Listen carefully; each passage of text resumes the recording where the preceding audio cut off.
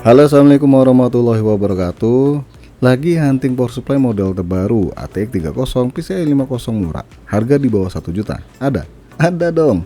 Sebelum kita bahas produk satu ini, nyok bantu saya membuat channel ini lebih baik lagi ke depannya dengan cara tekan tombol subscribe, tombol lonceng. Kalau nggak keberatan, tekan tombol thanks. Isi seikhlasnya.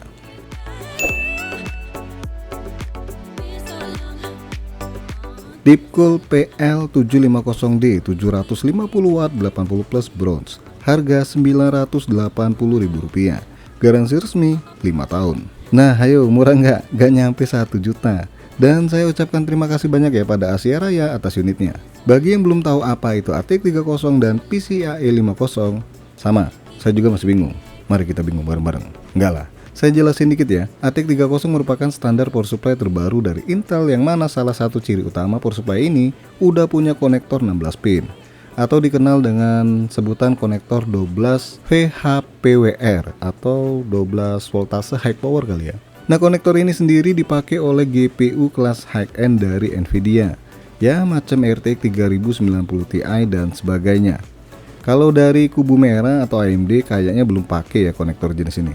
Umumnya di konektor 16 pin ada daya maksimal yang bisa disalurkan. Untuk power supply ini sendiri, maksimal daya yang bisa disalurkan dari konektor 16 pinnya hingga 450 watt.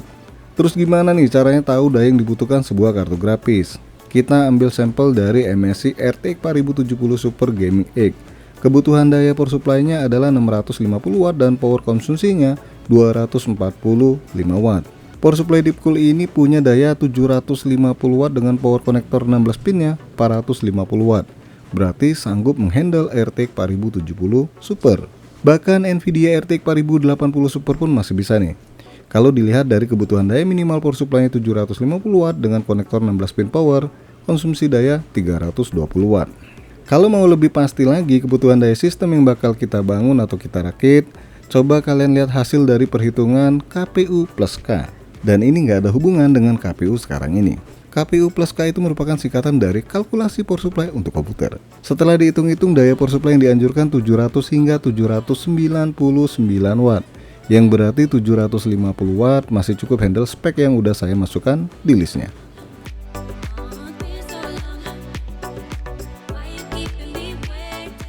Dus dari power supply ini khas banget Deepcool ya, dari seri PF, PK, sampai PKL. Maaf, PL maksudnya. Di bagian depan dusnya ini ada tipe lengkapnya, yaitu PL750D, logo 80 plus bronze, ATX 30 kompatibel, sama bentuk power supply pun ada. Kok sobek bos? Oh itu, apa ya? Pas ngeluarin unitnya dari packing yang bener-bener rapet ya, gak sengaja ketarik, jadi sobek deh. Tapi yang penting di dalamnya masih aman. Nah, untuk detail spesifikasi power supply ini ada di bagian belakang dus ya, dari efisiensi, kecepatan fan, output daya, dan sebagainya. Oke, langsung aja kita unboxing power supply Deepcool ini. Ada dua buku kecil nih, pertama information dan support, jelasnya ini tentang informasi power supply.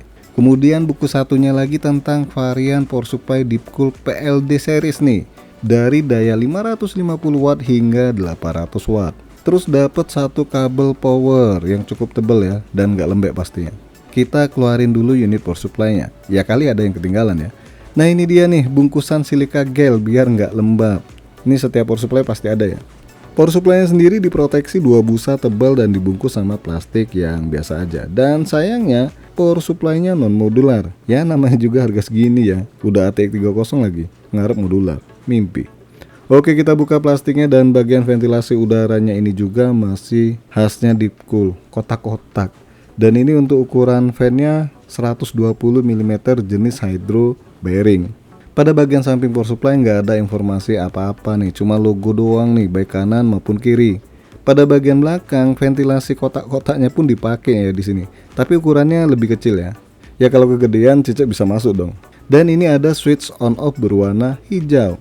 Untuk tipe lengkap berikut output daya power supply ini ada di bagian bodi atas power supply.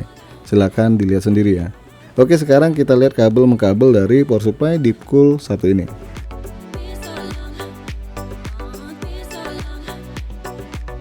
Kabel power supply ini cukup bagus ya, tebel dan pipi, nggak bikin repot buat merapikan di casing pastinya. Pertama ada konektor 24 pin motherboard, dan lumayan panjang juga ya kabel-kabel dari power supply ini. Terus ada dua konektor 8 pin prosesor. Untuk kartu grafis sendiri ada 3 kali konektor 6 plus 2 pin atau sebutan lainnya 8 pin ya. Dan ini dia nih satu konektor 16 pin, yang mana ciri khas power supply yang udah support ATX 30. Di sini ada tulisan 450 watt, berarti daya yang bisa disalurkan maksimalnya segini ya. Jangan berlebih, ntar meleleh. Macam saya yang sering meleleh mandangin fotonya. Foto siapa bos? Kepo banget sih. Terus satu kabel dengan 4 konektor power SATA dan satu power molek 4 pin. Dan satu kabel lagi ini ada 3 konektor power SATA dan satu kali molek 4 pin. Berarti total konektor power SATA-nya ada 7 ya, dan ada 2 molek 4 pin. Ya cukup banyak juga ya konektor dari power supply ini.